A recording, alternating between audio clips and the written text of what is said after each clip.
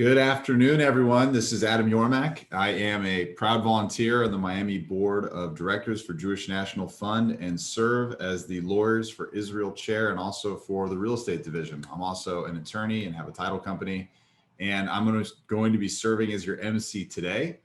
And one of the benefits of this virtual era we're in now is our ability to create engaging platforms and programs with a much wider audience than we previously had access to. And today we're joined, as of our last update, by people from 18 different states, a territory that wants to be a state, which is Puerto Rico, Canada, and of course, Israel. So thank you all for being on the Zoom chat today. By now, we're all pretty familiar with how Zoom works. Some house rules for today's format are as follows. Today's event is a Zoom webinar, so members of the audience will not be able to see each other. But we will be sharing slides, pre-recorded videos, as well as some live discussions.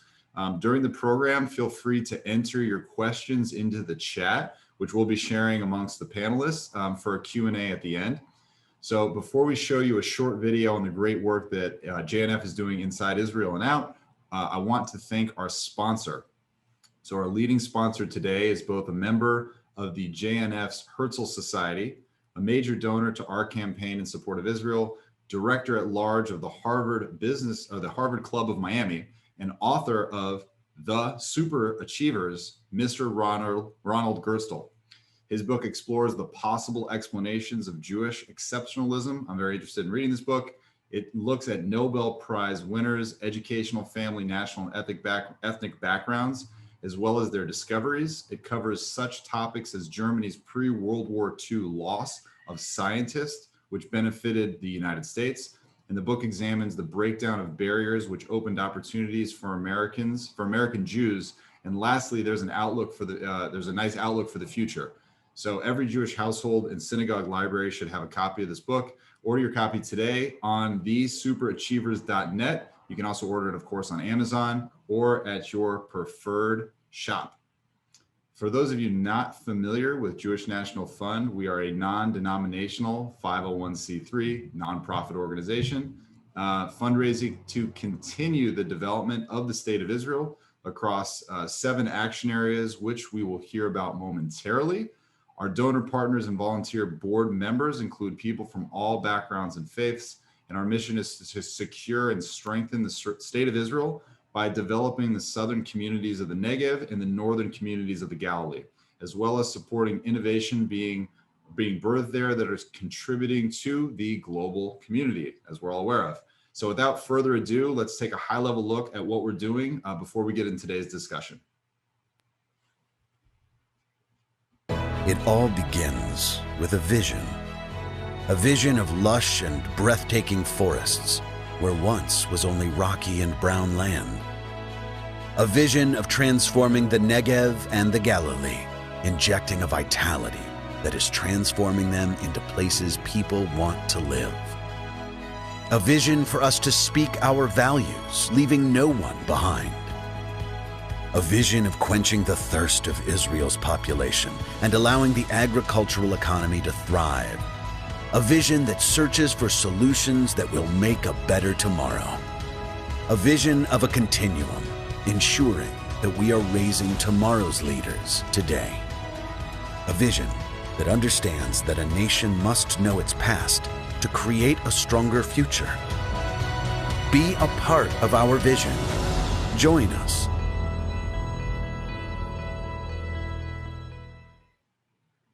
Nice. All right. We would now like to thank and recognize Dr. Linda Kaplan of Hollandale Beach, Florida. She's the #1 rated eye doctor and aesthetic specialist in South Florida. She's leading the field in aesthetics, eye and eyelid health, and vision correction. She's also a member of Jewish National Fund's Century Council, King Solomon's Society, and Doctors for Israel. We thank her for being one of our most significant donor partners in South Florida and supporting our work in Israel. Today, we recognize her for the work she's done supporting the local community during the pandemic. She's been sourcing PPE and volunteering her time for vaccination drives. So thank you so much for doing that, Dr. Kaplan. She could not be here today, so let's take a moment to listen to her message to all of you. Thank you, Doctor. Thank you to my Jewish National Fund family for including me in today's program and for the work they do in our homeland. I first experienced Israel age 15 through a 10-week United Synagogue Youth Tour. We stayed and worked at so many amazing places, meeting so many wonderful and different peoples. I was introduced to new terrain and tastes and smells and foods and sounds. It was an eye-opener that has led to a lifelong love affair with Israel. I'm so proud of JNF for the wonderful projects it has brought to Israel and the engagement, camaraderie, and fellowship it offers Jews here in Greater Miami and Fort Lauderdale.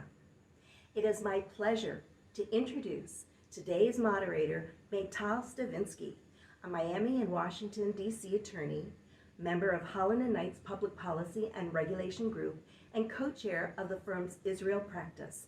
She focuses her practice on business and government relations with a particular emphasis on Israeli emerging and advanced technologies companies. Ms. Stavinsky assists Israeli companies seeking to enter the U.S. market and expand their operations in the United States. In her work with innovative companies, Ms. Stavinsky advises advanced technology companies that provide a beneficial social or environmental impact on a wide range of United States congressional and federal legislative matters. She provides strategic and policy advice, helping her clients impact key U.S. legislations. Maytal has worked on a wide range of U.S. congressional and federative legislative matters and has experience with various federal agencies such as the United States Department of Agriculture, the U.S. Department of Transportation, the U.S. Department of Energy, and the United States Environmental Protection Agency. Maytal, take it away. Thank you so much to Dr. Linda Kaplan for her leadership and inspiring dedication to this important mission. And also, I would like to take this opportunity to thank JNF leaders in Florida, the Executive Director, Dr. Ronnie Raab, and the Director of Miami-Dade, Mike Berg, for their outstanding and important work and for the opportunity to be part of this exciting meeting today.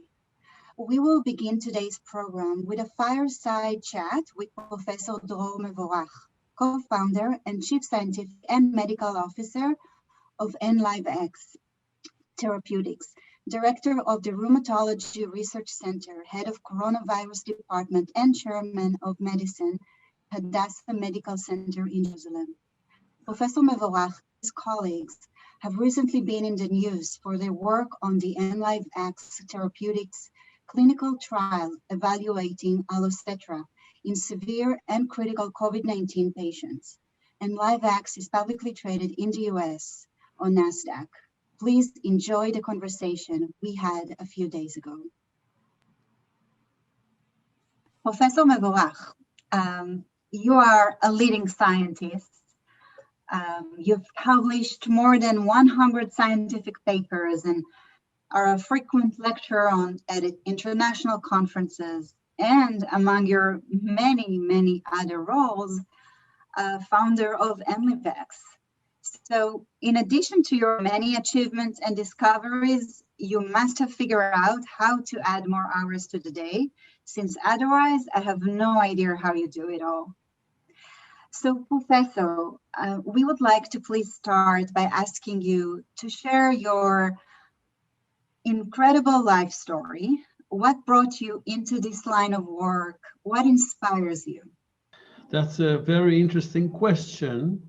Actually, I didn't think about studying medicine till I went to the army, to the Israeli army, where I was trained in the paratroopers, but as a paramedic. And then I was introduced to the world of medicine, and afterwards I decided to study medicine, and I did study medicine, and after that I was very interested in research to understand better the source of things somehow. At the same time, I do a lot of clinical work, mainly in autoimmune diseases, lupus and other diseases. Actually, I came for a fellowship to New York, to Cornell, to Hospital for Special Surgery. I did 3 years of rheumatology there. And then there I was introduced to this project of clearance of apoptotic cells that finally led me to establishment of this new drug that I developed.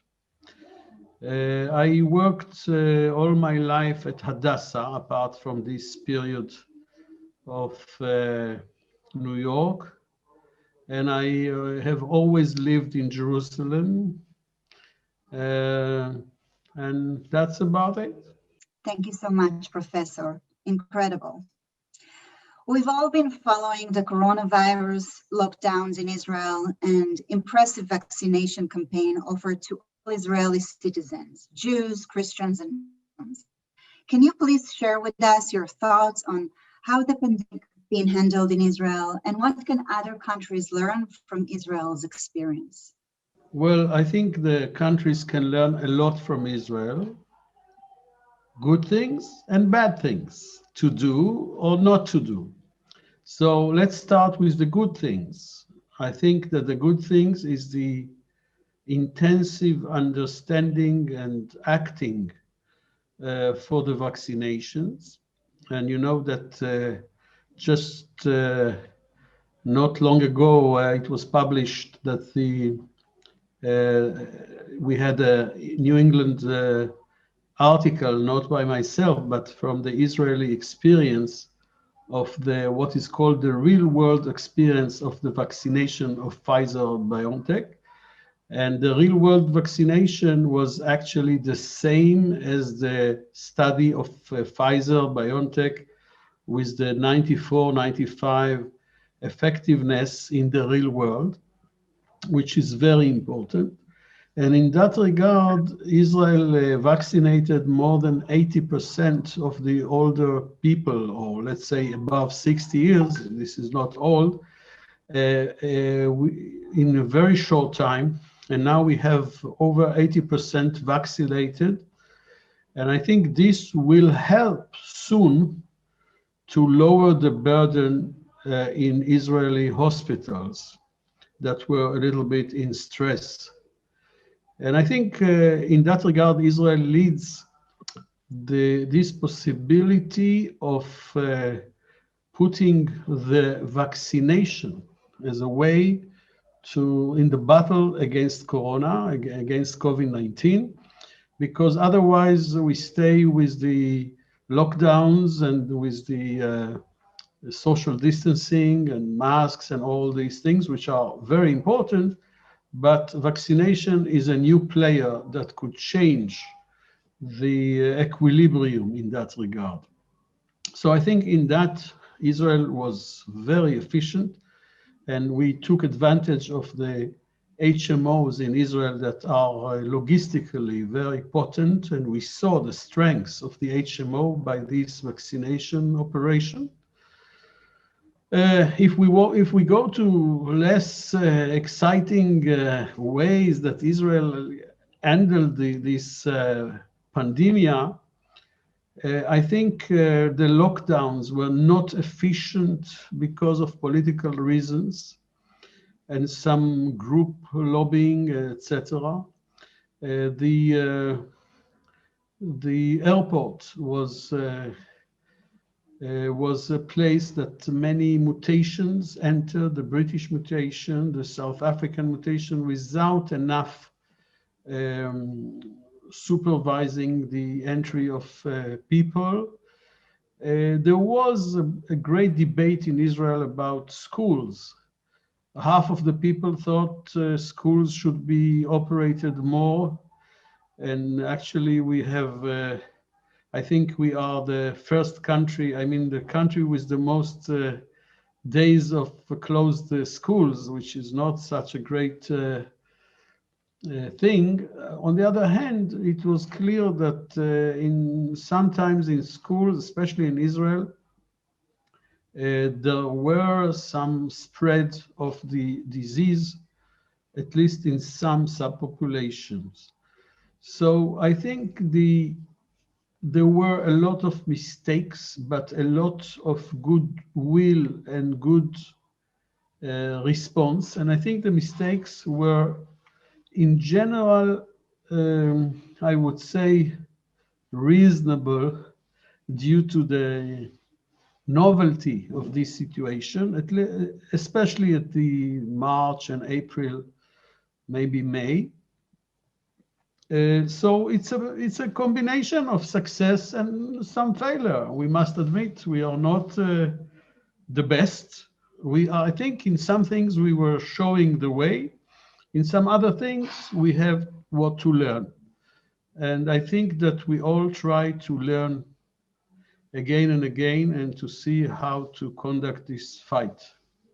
So lastly, we would love to hear from you, Professor. How did Enlivex opportunity came about, and what can you tell us about the trials so far and expected outcome?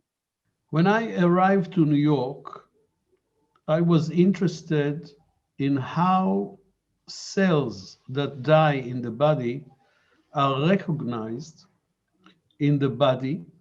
And I thought at that time that this is one of the problems in lupus, a disease called lupus, that there is a handling of apoptotic cells, cells that are in a process of dying. Mishandling of these cells leads to autoimmune reaction. And actually, I published a few papers about that became, I think, important in the field of lupus in regard to pathogenic mechanism. But then I continue when I came back to Israel to investigate the role of apoptotic cell clearance, the clearance of dying cells in the body. And I learned very quickly that when cells of the immune system interact with dying cells, they are calmed down. They are brought into what we call homeostasis, into silence. They are not activated. They are functioning normally to the surroundings. And when I understood that in some conditions we have too much inflammation that we are not in favor with because they don't lead to better healing of the body, I started to use these cells in animals at first, and I saw that they can ameliorate lupus and Crohn's disease and other diseases. And then we went to humans and we gave it already to 3 diseases. The first was GVHD, which is a disease that is generated in patients that undergo bone marrow transplantation. Then we gave it in sepsis, which is a systemic infection, it's quite severe. And the third one was COVID-19. Now, what is in common in all these 3 indications is that they have a cytokine storm. They have a huge inflammation that the body, instead of profiting from it, it actually suffers from it and deteriorates. The medical condition is deteriorating. So we gave it already to 10 patients with sepsis with good success, with all of them survived. Usually you expect about 20% death. We gave it to 24 patients with COVID-19 in severe and critical conditions. And I have the results of 21. 19 of the 21 left the hospital after 5-6 days. So this looked like a tremendous success and a very good drug to offer. And now we are negotiating with the Ministry of Health in Israel to go into a pivotal study with a double-blind, placebo-controlled, because till now we didn't do it in a controlled way, which we should if we want an approval of the drug. I just would add perhaps that I established Enlivex actually at Hadassah as a kind of, he started in my lab. The first patients got cells from my lab, but then there was a tech transfer to Enlivex, which is near the Weizmann Institute. And now the generation of the cells and everything is taken care there. And I supervise also the research and the medical aspects of the company. Thank you so much, Professor, for sharing with us your valuable thoughts and insights. Thank you.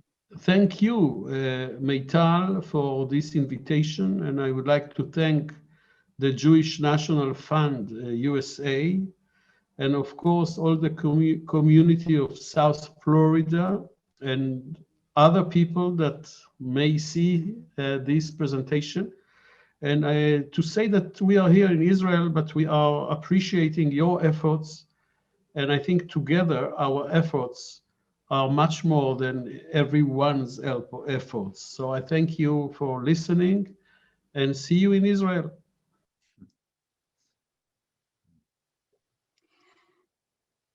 So incredible. We have the honor today to have Professor Mevorach actually with us. He took some time from his very valuable spent time during the day to join us and answer some of the questions we have. So if you have a question, please post them at the Q&A, and we do have already a couple of questions which Professor Mevorach we would like to please present to you. So the first question from Alan Satel, how much anti-vaccine culture exists in Israel in secular and Haredi societies? Hi, everybody. Hi.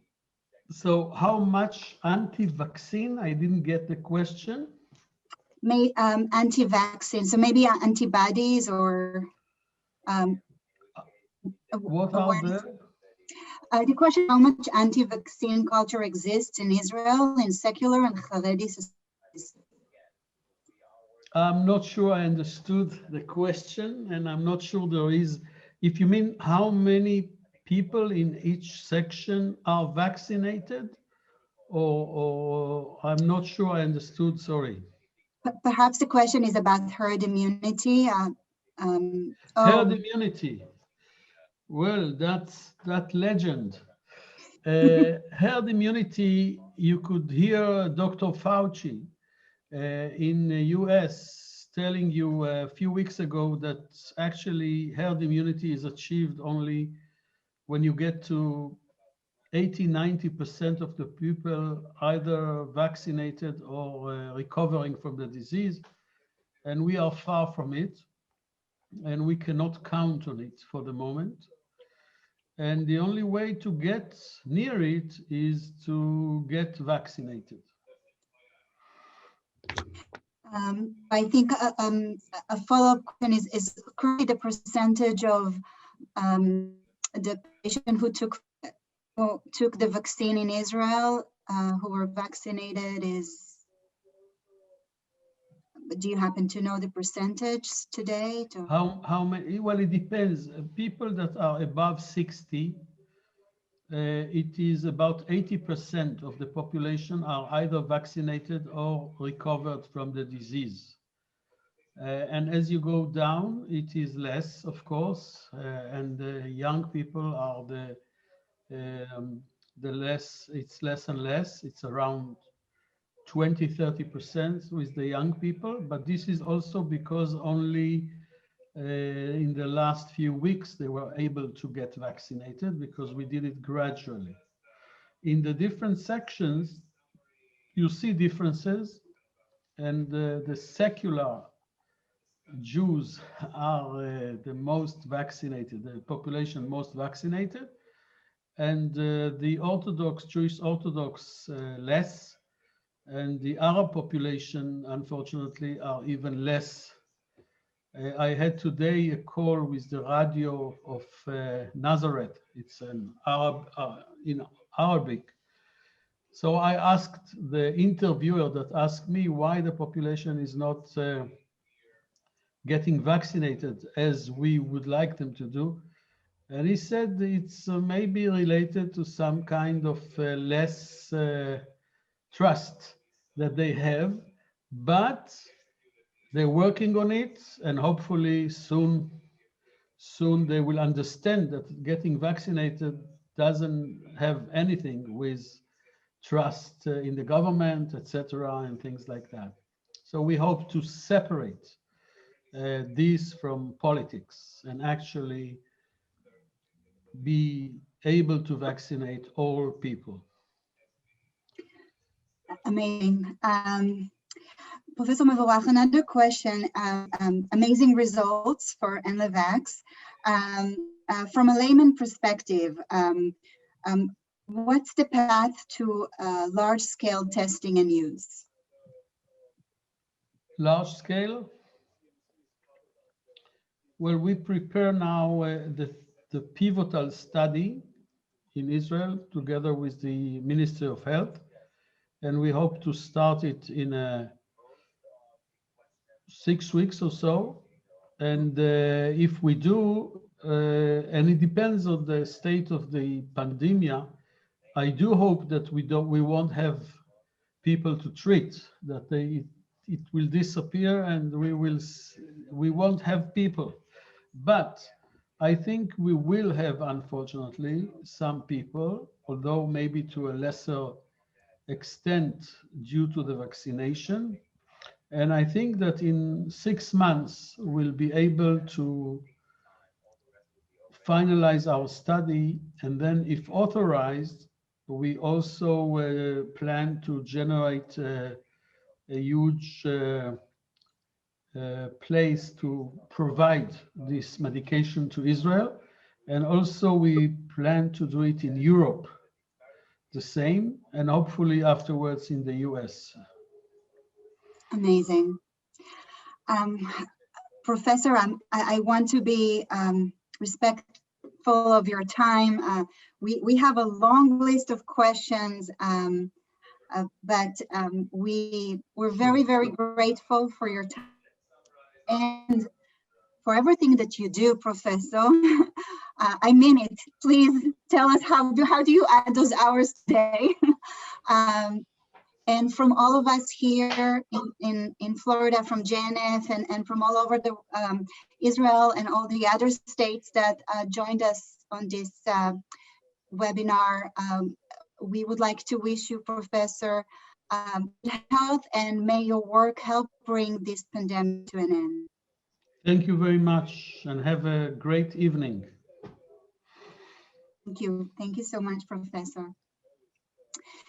So now we have the pleasure to introduce the CEO of the New Galilee Culinary Institute by JNF, who will provide an overview and vision for this unparalleled endeavor later this year. Hufman is part of the new wave of modern Zionist pioneers who made Aliyah from Maryland in 2017. He has successfully guided diverse organizations and helped clients with a focus on leading teams and businesses through effective strategies, global process improvements. He has previously served as the International Controller for Secret Direct, where he led all aspects of finance and accounting across international and US operations. His Jewish National Fund connection runs deep as he helped fund JN Future Young Leadership Chapter in Arizona. Please welcome a man whose drive and passion are helping Jewish National Fund achieve the vision of its billion-dollar roadmap and is spearheading its big in the Galilee, Hufman. Thank you, Mital. So I want to just give a quick presentation. I know we don't have much time, but want to explain what we're doing in the North. And what's most important is having a vision. And if you build it, they will come. We've obviously know the quote from Field of Dreams, but this is what JNF is doing in the North, and something so unique because anyone that has been to the north of Israel knows there's a lot of work to do. There's a lot of beautiful places, but to have a vision of making the north the culinary capital of Israel is a big, big dream. And so I want to tell you quickly a little bit about what we're doing. Again, I want to thank you all because this doesn't happen without you guys believing in our ability to transform the North, donors and partners and friends. This is only going to happen as a group. So real quickly, where I come from, I helped start the JNF Futures Group in Arizona. My background is accounting and business, started with Ernst & Young, did auditing, mergers and acquisitions for a while, helped a couple companies go public, and then worked on my own startups for several years. We made Aliyah in 2017, and then basically jumped on board when I found out what was happening in the North, which I'll explain to you guys very shortly. So you're only as strong as your weakest link, and you have to have a strong foundation in order to build something in the North without much of a existing community. So thankfully, JNF obviously has a huge network. We're leveraging the partners that they have in the region, the affiliates.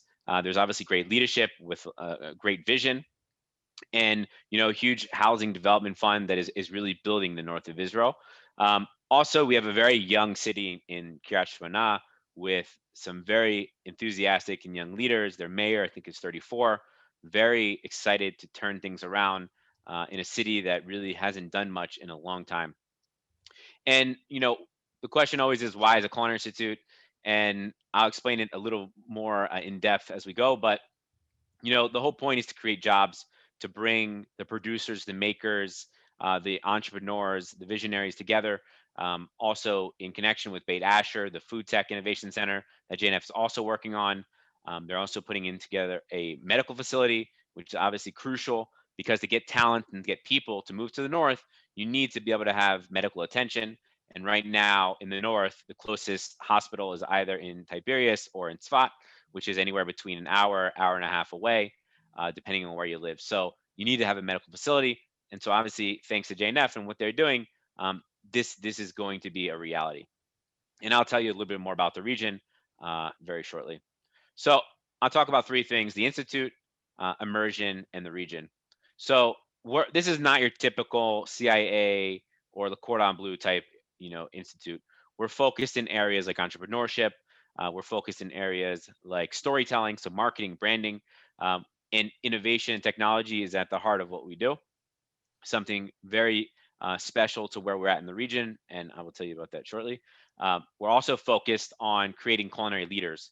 So meaning when they come in, people that are hungry, no pun intended, to really have an impact in their community, to really be able to jump right in wherever they go, and to start something and to look for opportunities for helping the region.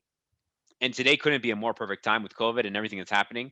You have to be entrepreneurial in nature. You have to be able to be nimble and flexible and to change a business model if needed. And so this is something we're looking to do. And we have a unique advantage because we're doing this, we're creating the program right now. And so we have it with, COVID in mind and with, obviously having disasters, and God forbid we have any more like this again in the near future or ever. But the point is, you have to always be ready. So obviously part of our program will be online. We'll have teachers in person, professors in person, online as well. So it will be a unique pedagogy of learning. Another thing that's so interesting about this and what we're doing is it's all about experiences. It's all about hands-on. So you're not going to learn about the entrepreneurial venture or the new technology that is coming out from an online class or from a book. We are literally going to drive 5 to 10 minutes to the nearest incubator, which there are 3 or 4 right in a 10 to 15-minute drive. So we're all about experience. We're all about hands-on. You're not going to learn about wine from a book. We're going to the vineyard. Very hands-on, experiential-based learning, and something that can only be done in a location and that's so tightly knit, like the north. And in Israel, I mean, literally, you can get from the north of Israel to not to the bottom south, but to the majority of Israel in about 2 hours. So very unique, different cultures you have in the region, which is also something that we're able to utilize and learn about, the different ethnicities, the different types of cooking. So much to do, but all about experiential learning, hands-on learning, and allowing the students to create an impact in the community. And the last piece, right place at the right time. So a little bit about the North. It's amazing to see these things come together. You have Tel Chai, the college that is partnering with Migala Research Institute to create a food institute to where they're purchasing very, very expensive equipment to allow students and entrepreneurs, to use their equipment to create prototypes and to do taste testing. And this it's just amazing what they're doing and putting together in the North. We also, again, have Beit Asher, which is a food tech and innovation center. Our crowd also has an incubator. You have JBP Partners, a venture capital firm from Jerusalem that also is invested heavily in the North. So much is happening around food tech, ag tech, and really just the entrepreneurial feel that's happening in the North that has never happened before. And the North is really an untapped environment, and we're utilizing the assets of the region. The region is lush with produce and producers and makers, and it's such an amazing region for students, but also for tourism. So we will have tourism and classes, a brewery, wine tasting, chocolatier. So much is happening in such a short amount of time.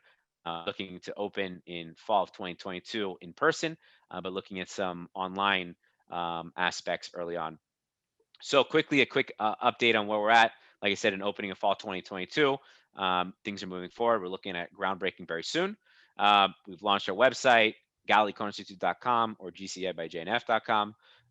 We have a newsletter, which we thought every month we just give updates on where we're at, what's going on. We also interview a producer, a maker, someone who's involved or wanting to get involved with the GCI. And then we also have a recipe, and then we also do an article on one of the startups or innovation that's coming out of Israel. We've created our brand identity. We have some great partners, a lot more than it's on this list, but all is being updated. PR, we're having great PR. We also have celebrity chefs already involved. Michael Samanolov in Philadelphia. James Beard Award winner, other James Beard Award winners, and Food and Wine magazine editors. I mean, we have some amazing people that have joined us. And a lot that is in progress. Here's a couple renderings.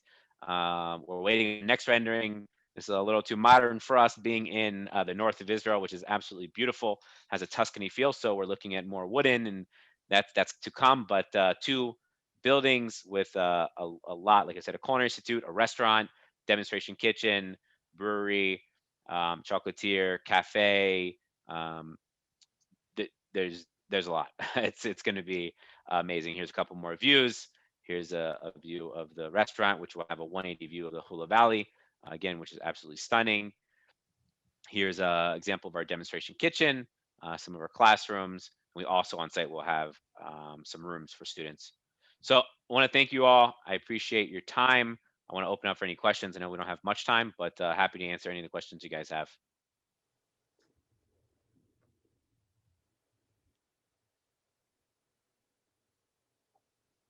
Well, so thank you, Nathan. Can everybody, Nathan, can you hear me? Yeah, I hear you. Hey, I visited the Galilee, the Northern Galilee with JNF not too long ago, and it was amazing. Like, food was incredible. There was a lot of all sorts of kosher dairy, and then a lot of the wine region was just amazing. So I'm really looking forward to that getting kicked off. And my brother was in EY, decided not to continue with the audit path like yourself, and so I have to make that intro because I think that's a really interesting intro. Yeah. I'm gonna circle back to you on any questions and answers, and just for the sake of time, I just want to thank you again for doing this. I'm gonna make a quick statement a little bit about the program, and we're gonna move on with it, and then just encourage people to reach out to us or to you so that you can share that PowerPoint slide with everybody. So first, we're proud that everyone here is part of Israel's innovative and support in that area, and that we're bringing the innovation and support that's needed there. JNF's mission, as you mentioned, as we mentioned previously, is to grow the Galilee region and also the Negev as well, but this is about the Galilee. So if you're interested, we have the links to make the donation, not only to JNF, but you can make it specific so that we're supporting everything that Nathan is working on in the north. So again, thank you, Nathan, so much for doing that. And we love the vision, and I agree with you 100%. It's all about the vision. That's right. Having that Thank vision. you. Yes, our pleasure. We hope that everybody's enjoying the program so far. We're now going to get into the main part of the program, and this is going to be our main event, and please enjoy this panel conversation that Maytal had. And since her mic is kind of going in and out, I'm going to introduce everyone here, and then we're going to jump into that conversation. This is between Isaac Littman, Dr. Osnet Selah Tavor, and Andrew Satz. So Isaac founded Natera, an Israeli innovative remote vital signs technology that can, among other things, detect COVID-19 systems from a distance of up to 6 feet away. That's perfect. That's social distancing guidelines. Natera's core product provides human monitoring and detection systems in previously unimaginable ways, providing 4 key metrics which enable a new dimension in human tracking and automated status interpretation: heart rate, interval and variability, respiration rate, and respiration amplitude, excuse me. So previously he was the CEO for Mobileye, which is a New York Stock Exchange company under MBLY. And after that, for 6 years until it IPO'd, Mr. Littman founded and serves the CPO at Telepath, Motorola's exclusive distributor in Israel and East Europe, and is founder and CEO for the business intelligence services firm ABSC. We're also going to be hearing from Dr. Selva Tavor, and she is the CTO of Nanos Medical, an Israeli digital health by breath test medical technology company. She is an experienced R&D manager with over 20 years of unique experience in the development of innovative and multidisciplinary products, from concept to clinical trial. And during a dozen years at Given Imaging, followed by Medtronic, she led projects in immunological testing, sensors, pharmaceutical polymers, mechanical engineering, optics, electrical engineering, preclinical models, and clinical trials. And in 2016, she received a technical fellow appointment at Medtronic. Prior to that, she worked for Compugen for 7 years, where she ran a multidisciplinary process that integrates mathematics, bioinformaticians, and lab work, I think I said that right, to identify innovative biomarkers for detection of cancer and cardiovascular disease. And then lastly, but not least, we have Andrew Satz. He's the Miami-based CEO and co-founder of Evolve, a technology company leveraging AI to accelerate the speed and lower the failure rates of antibody discovery and development. He co-developed Evolve's biologics discovery engine, which uses a wide range of machine learning and software engineering techniques to design and screen for novel biologics. A data scientist by training, Andrew is a seasoned entrepreneur and technologist, having founded multiple startups and has held leadership roles in companies ranging from insurance to biotech. Andrew holds a BA in economics and MS in data science, both from Columbia University. And after this video, we're going to be doing a panel. And if I butchered any of the scientific tech words, I apologize. And here we go. Thanks. Osnat, Yitzhak, and Andrew, you each been leading a fascinating and inspiring career path. I would love for each of you to please take a moment to share a bit about your life journey and what brought you to your current ventures. Osnat, perhaps you would like to start? I'll be glad to. So I did a PhD in molecular biology. And when I finished, I knew that I want to do something practical in the medical world, to be involved in something that will create a change in the world. And I also wanted to be exposed to fields other than pure biology. So this brought me to start working at an exciting company called Compugen that developed algorithms for predicting the human genome and to identifying leads for therapeutics and diagnostics proteins. It was, of course, a few years before the human genome sequencing.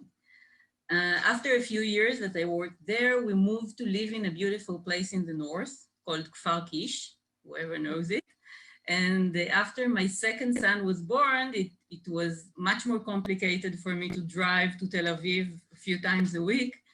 I moved to work in Given Imaging, the company that developed the first swallowable capsule that with a camera inside that takes a video movie of the intestine.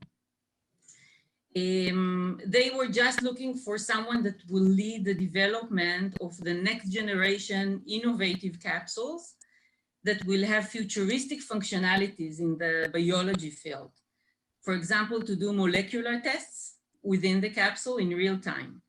So this development included multiple areas of expertise. It was immunological testing together with sensors and pharmaceutical polymers, many engineering disciplines, and also preclinical and clinical trials. We developed completely new groundbreaking technologies and capabilities. Obviously, these projects were long-term and funding was never easy, but we could progress thanks to the support of the Israeli Innovation Authority. During this voyage, we went through a few political, financial changes. First, Given Imaging was purchased by Covidian, and which was a huge medical device company. And after a few months, before we could find our place, the giant Medtronic was merged with Covidian. So to make long story short, during these few transition years, we actually succeeded to make a lot of progress and even got until successful clinical trials with an exciting technology. But unfortunately, despite the technological success, our division corporate decided to focus only on the development of short-term products, and the innovative long-term projects were discontinued. So at this stage, I understood that in order to turn fiction into science, I need to look for my next venture. Exactly then, I met Orit Marom-Albeck and Imat Elhami, the founders of Nanos Medical. They had the license from the Technion for the technology of electronic nose that was developed by Professor Hussam Khayak. In simple words, to develop devices that can smell diseases in the exhaled breath. So we started to work together, and during the first COVID-19 lockdown, which was not long after the company was initiated, we changed our work plans and worked around the clock to produce a device as fast as possible for COVID-19 clinical trials. Since this could be a perfect solution, envision a simple and real-time breath test without the need for invasive nasal and throat swabs. So since then, we developed the first Nanos device, which is called Diagnose. We recruited a great team and established our facility, including lab for sensors fabrication. And we are in the middle of a multi-center clinical trial. And this is actually my current exciting venture. Amazing, Osnat. I love the turning fiction into science. Itzhak, would you like to please go next? Share about your...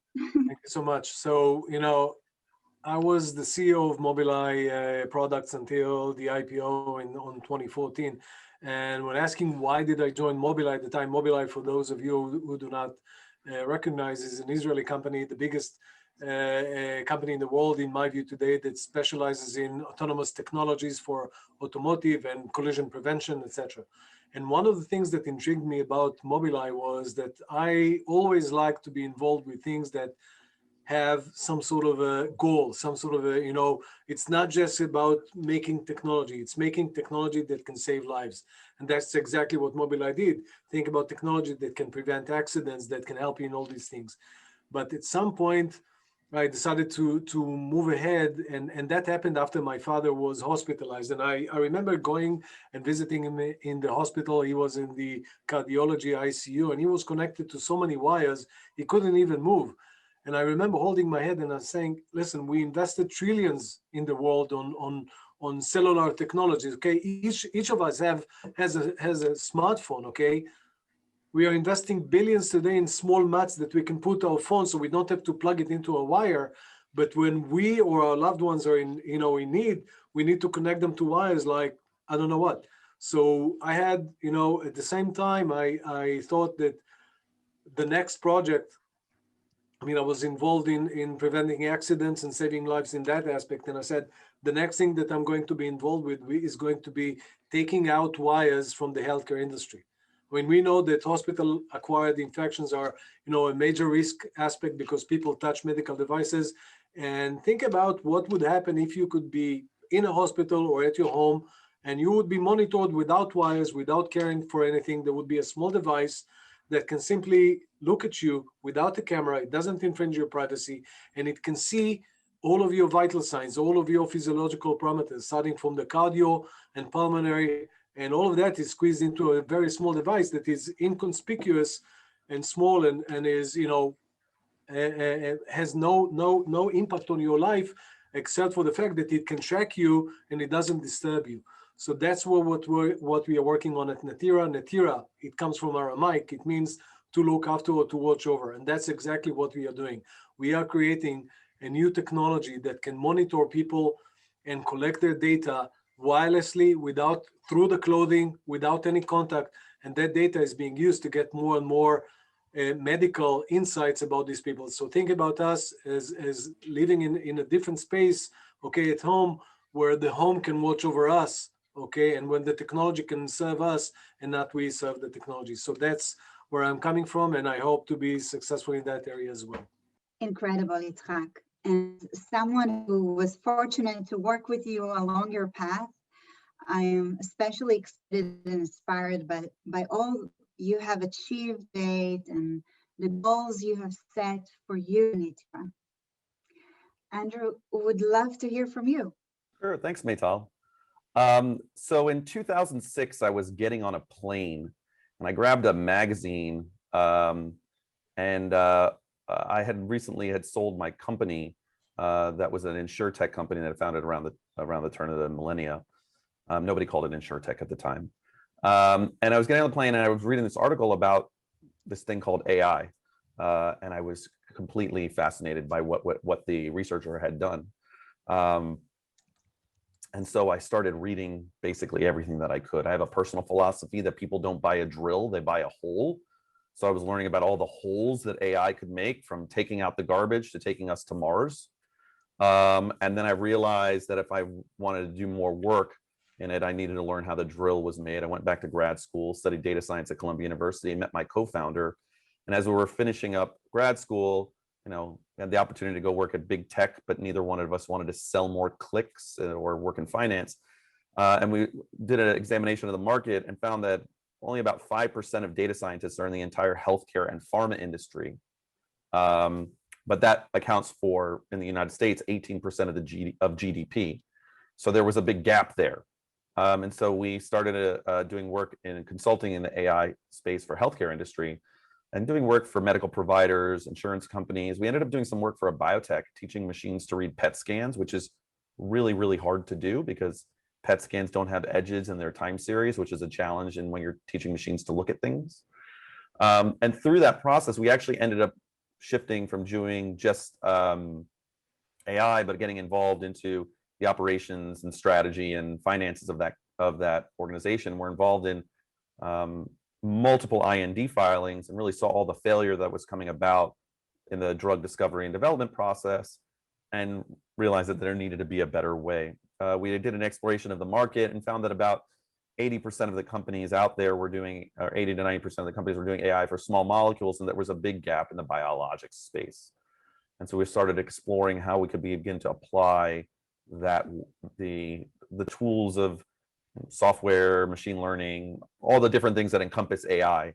And so we were able to use our technological skills to generate antibodies, because we took a very first principles approach. We didn't come in from the typical space of either pharma or scientific background, which I think if we would have been tethered by, for example, structure function, which would have been very challenging because the solution space there is something like 10 to the 200th, where for a computer, that's basically infinity.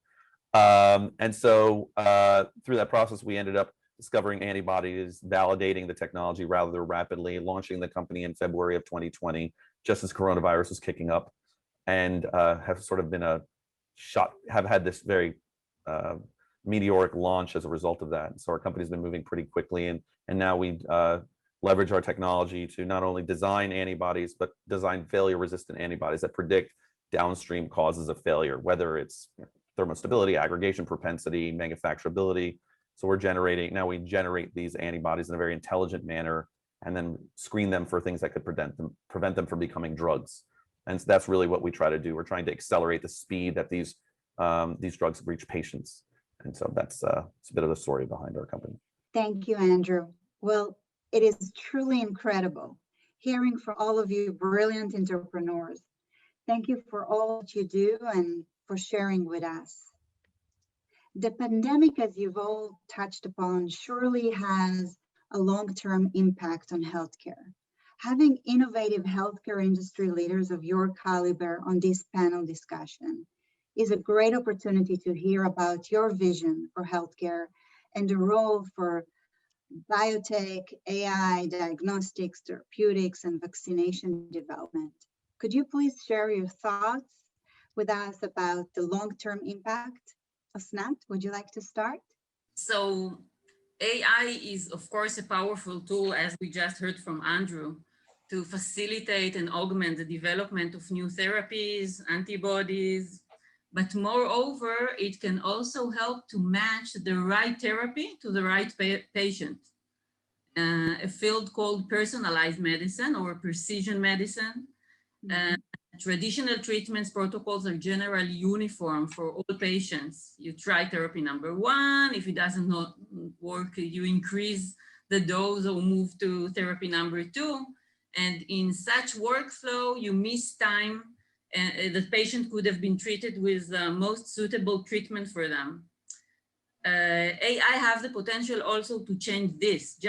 Big data analysis can identify characteristics and genetic features of patients that respond better to specific treatment, the current treatment even before making new treatment. But even before treatment is required, AI and biotech has huge potential in enhancing diagnostics, of course, ways to identify diseases at very early stages when they can just be treated effectively. And there are several startups working on identifying voice patterns that indicate changes in health conditions and algorithms that analyze normal blood tests. I mean, blood tests that everyone does, even in the normal value ranges that can indicate diseases.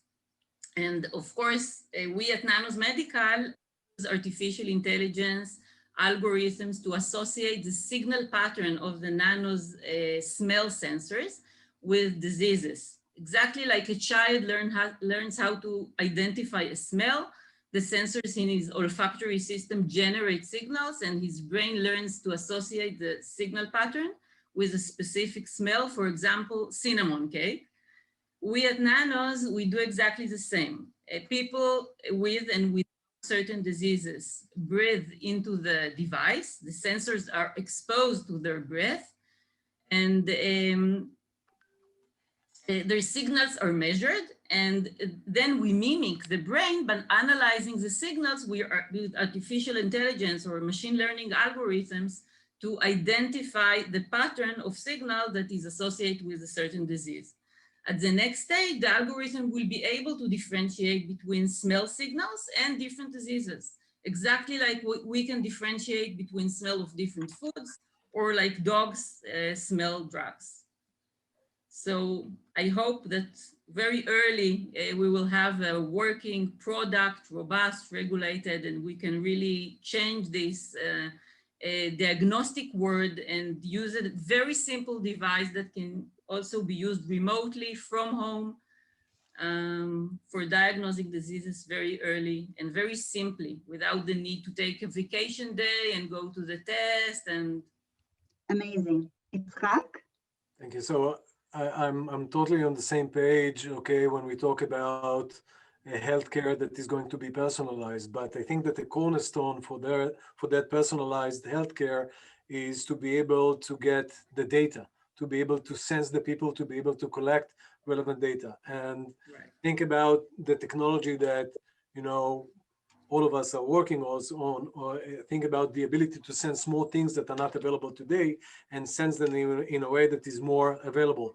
So what happens if you go to sleep at night, okay, your body recuperates, your mind rests, and at the same time you have something that is monitoring over you, watch over you, some sort of a digital medical assistant, okay, that can You wake up in the morning, you passed already a full physical test, okay?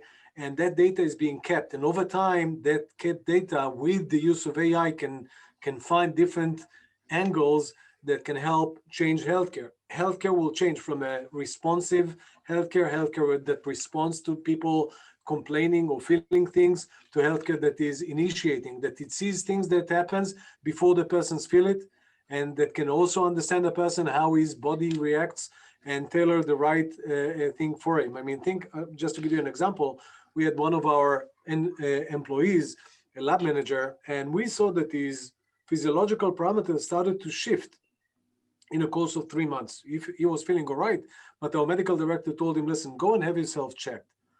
And he did, because our medical director thought that he had anemia. Anemia, you have fewer red blood cells, so the heart works harder to provide oxygen to the organs. He didn't have anemia, he had leukemia.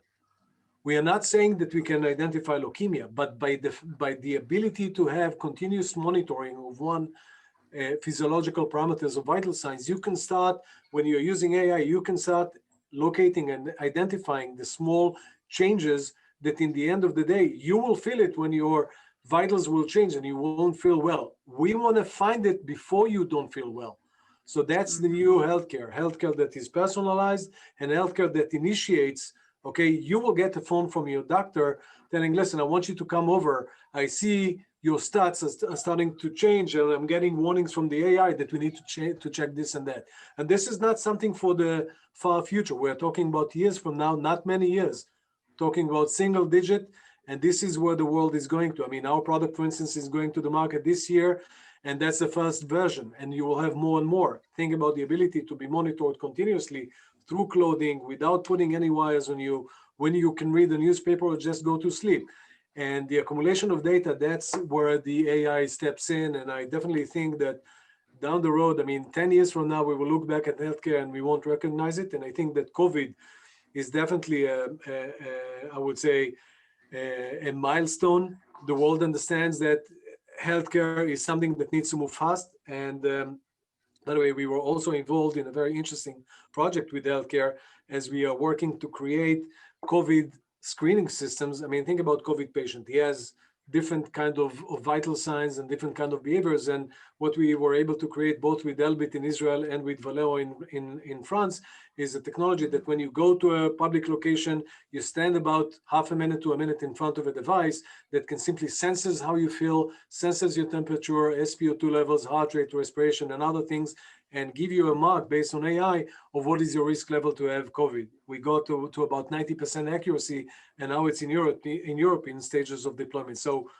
healthcare is going to change for the best, and I'm intrigued and I'm looking forward to see that. Amazing. And then the preventive part of it, as we're going back to offices, and these are all schools, flights, shopping malls, and going back to flying hopefully soon. Indeed. Andrew, would love to hear from you. Sure. So, I often think that artificial intelligence is basically a term that's so overused that I go like artificial intelligence. But I think that it really needs to be broken down in terms of the utility that it offers. I think about it in terms of automation, assistive analysis, accelerating and augmenting. And so really in that regard, you can think about automated intelligence as robotic lab automation or wearables, similar to what Isaac was talking about, or using data from, for example, the Centers for Medicaid and Medicare to automate system tracking so that doctors can know about certain therapeutics that may improve patients. In terms of assistive intelligence, we can look at ways that, because automated intelligence really thinks about the change of the physical world using technology. In assistive intelligence, we can look at ways of improving the way that thought processes work. So you think about computer-assisted detection, where machines are reading X-rays or be able to prioritize potential serious cases. In terms of analytical intelligence, there's just so much data that's being generated, how we analyze it, how we extract it, how we clean it and process it, and visualize the data so that's more interpretable by humans. And so you can think of things like when you have lots and lots and lots of genetic data, you have 20 billion data points, how do you infer information from that? Or being able to scan massive bioinformatics data sets, or minimizing bias in those data sets.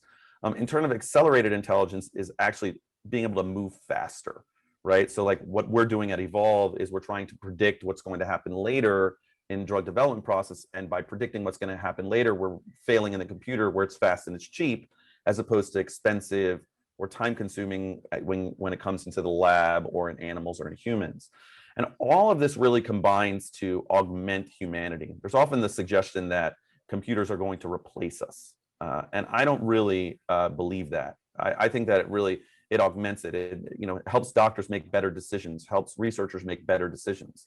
And so really this sort of process of examining how AI can be used, this framework of thinking about how they can be used to help teams, help organizations, and help the biotech and pharmaceutical industry to move faster.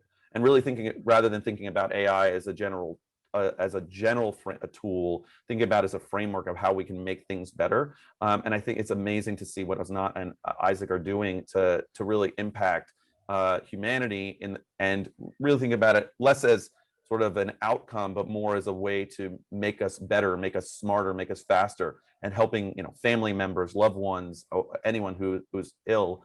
I really see that it's going to be a more broad transformation as people start to see it as a utility, right? And so I'm very hopeful that it's going to have a very significant and positive impact on humanity.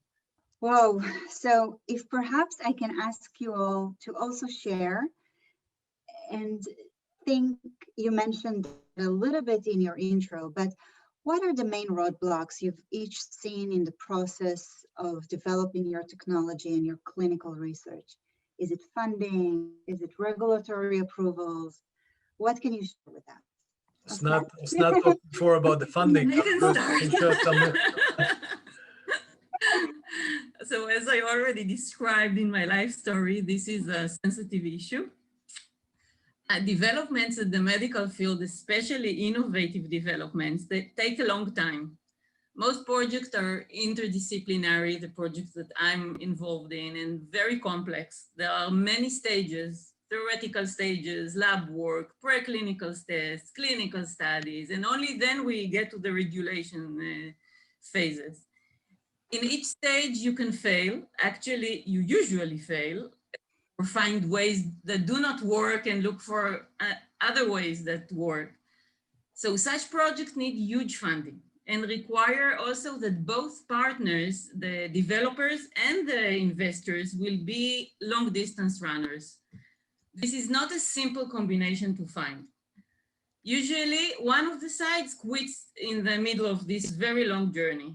Another barrier is the medical device, especially in the diagnostic market, which I'm in. It's not a simple playground. You can have an approved product that does not sell. One of the reasons is that not always a good product that can help make good practice is cost effective, and then the payers, the health insurers, cannot afford it. So when there is no reimbursement, a medical product is usually not used. So you have to make sure upfront that the product you work on will be acceptable by all the three customers, the providers, which are the physicians, the patients, and also the payers. We call it the 3 Ps test. Product that fails with 1 P will have a very limited market. So it's all have to work in order to have a very successful selling product. I'm glad, Asnat, you mentioned the importance of the reimbursement strategy. It is something we at our FDA practice at Holland & Knight are often asked to advise on to both investors evaluating a possible target company and life science companies having the foresight and understanding of this important strategy. Itzhak? So I totally agree with Asnat. I mean, with deep tech and healthcare, you need time, you need money, you need patience, and of course, you need also to think about training and changing the way that people think. What do I mean by that? I mean, think about Natera. Natera was founded at the beginning of 2015. 6 years, it took us 6 years to bring our product to the market, okay? And these were not easy years. I mean, when you approach investors, they usually, wow, huge, amazing vision. We don't really think that you can do it, okay? Let's talk in 5 years, okay? So I think that one angle here is patience, it takes time and it takes money. The other angle is, of course, it takes some training and education, because even physicians, I mean, if you're looking at the healthcare market today, it's obvious that one of the major risks in the future of healthcare is the lack of medical care of caregivers, okay? Physicians, nurses, okay, PAs, RNs, whatever you like, okay? You will have less of the caregivers per population, okay? Or you have more people being taken care of by one physician. So they need also to learn how to use new technologies, how to use new features or new signs that they are not aware of. For instance, think about HRI or HRV, different cardiology aspects.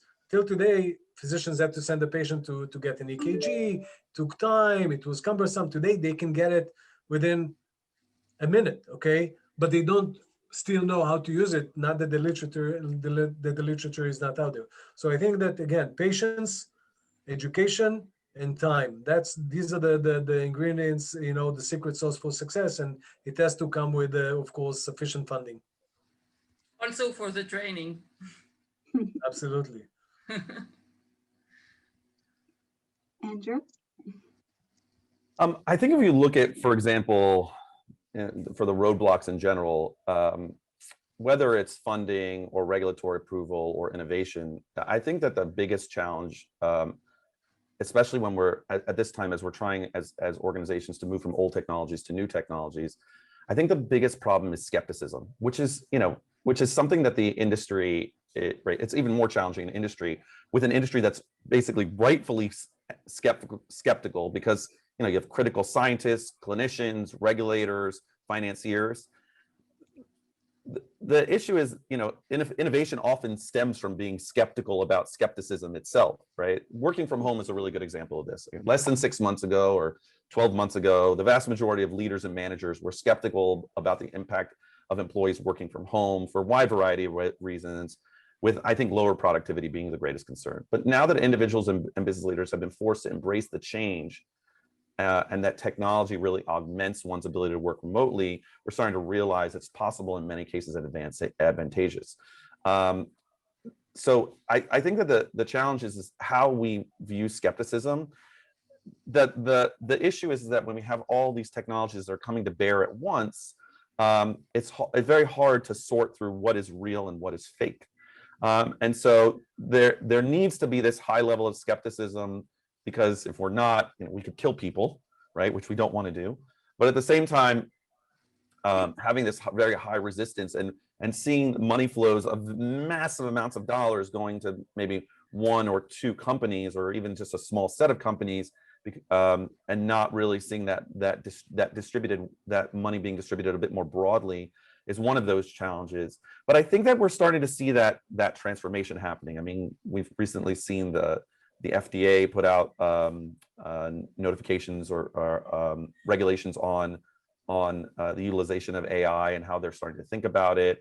You're starting to see more investors put more money into these companies around utilization of technology. So I think the biggest roadblock is skepticism, and how do we start to either ratchet that down a little bit without hurting the patients in the long run, right? And I think that's really important. Thank you so much, Andrew.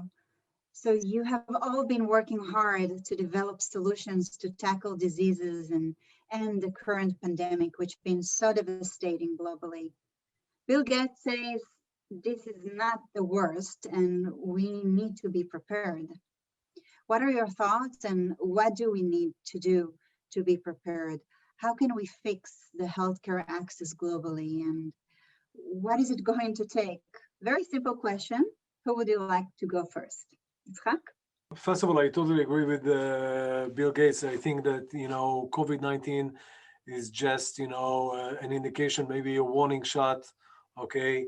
The world is becoming more and more condensed with humans. Okay. And we infiltrate nature, and nature infiltrate us. Okay. That's exactly what happened with COVID-19.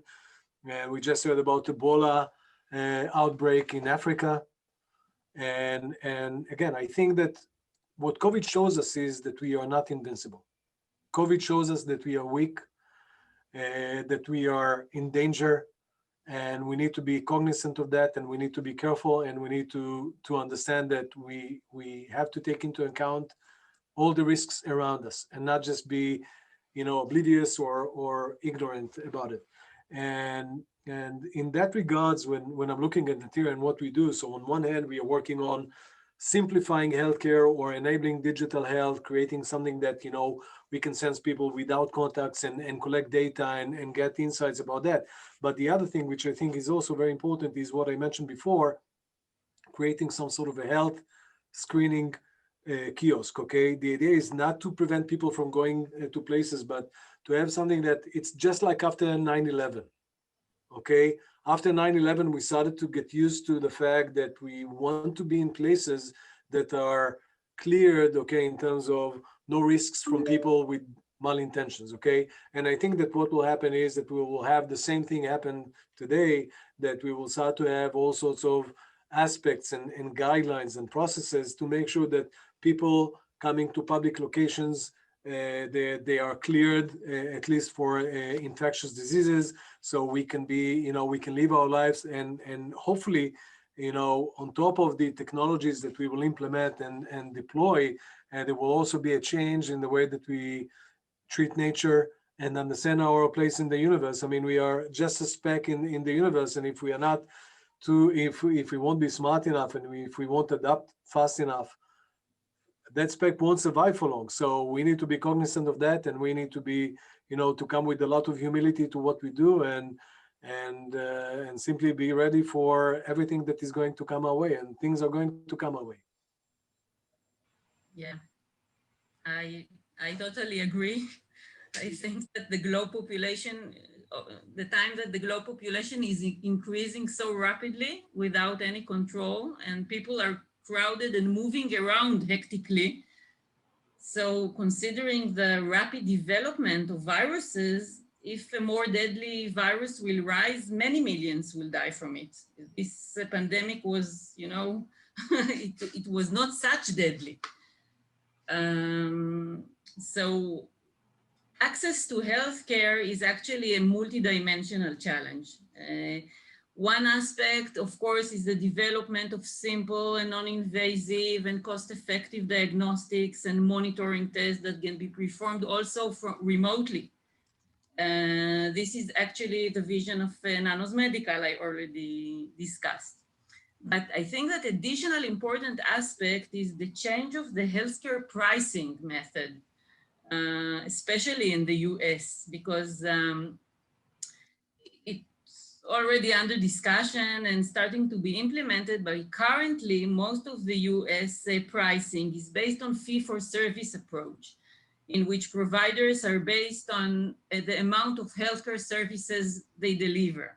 And this model creates very expensive medicine, which is not accessible for everyone.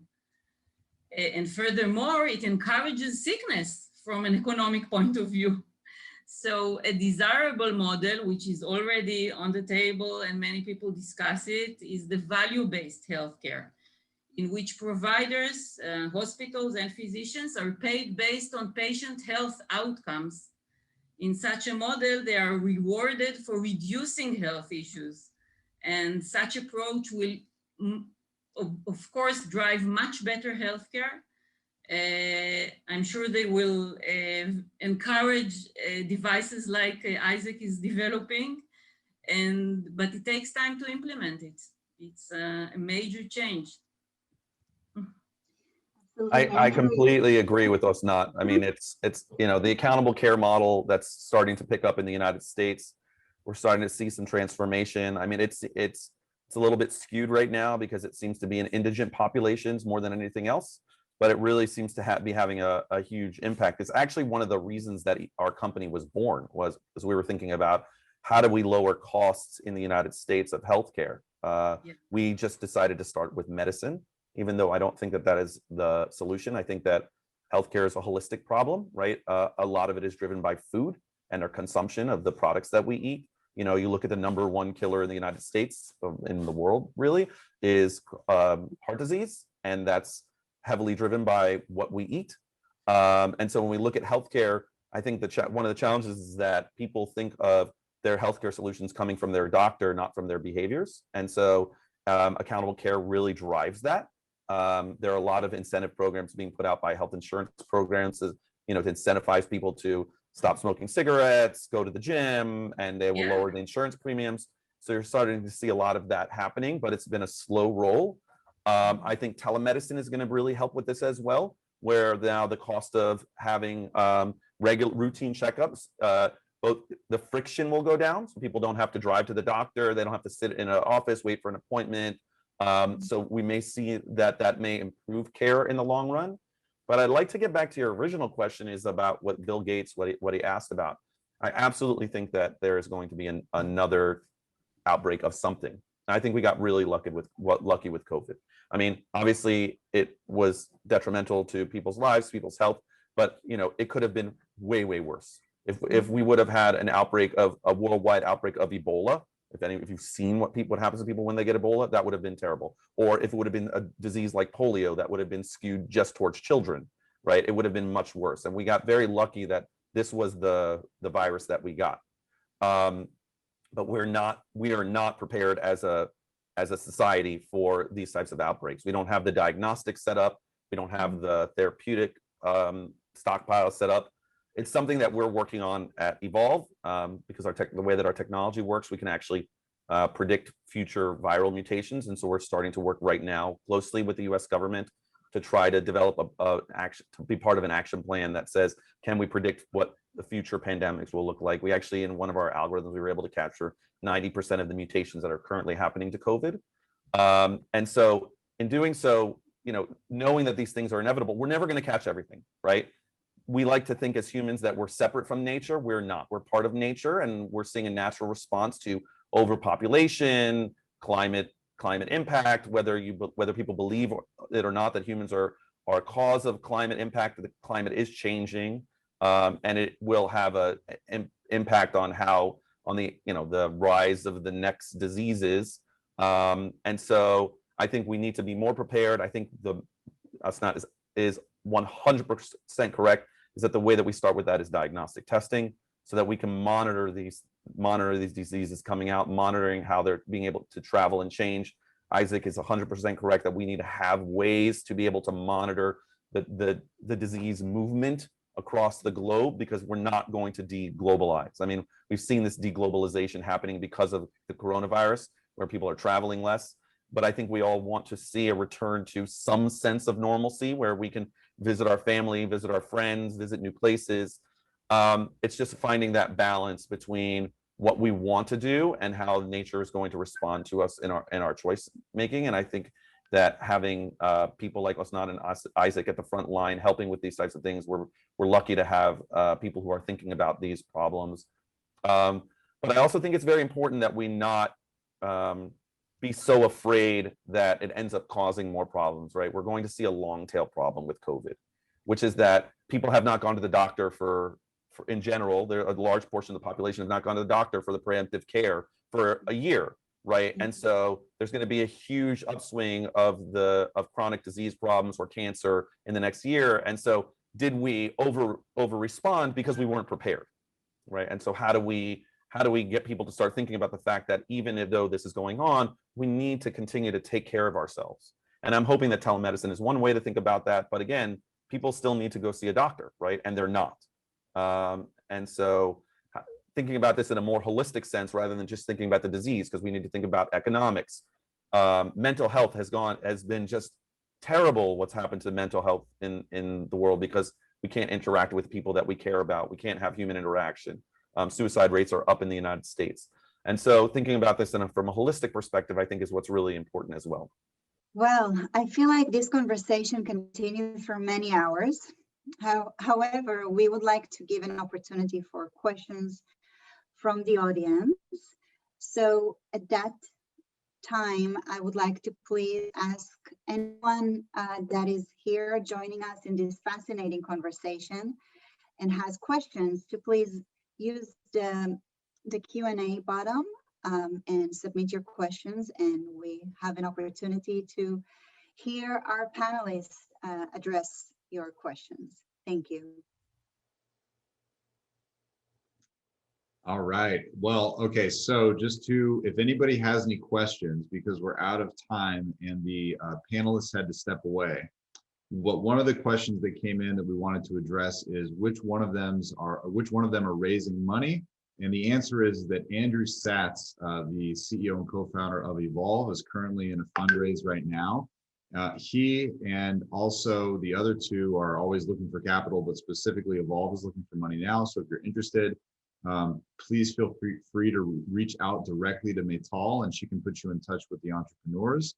And again, I want to thank Maytal for monitoring today's panel, and specifically thank you to Professor Mevorach, Mr. Littman, and Dr. Sela Tavor, and as well as Mr. Satz for your time and your support of JNF. Nathan, again, good luck with the launch of the Culinary Institute this year. We're here to support you philanthropically and in other ways, and we look forward to seeing you on a trip to Israel sooner rather than later.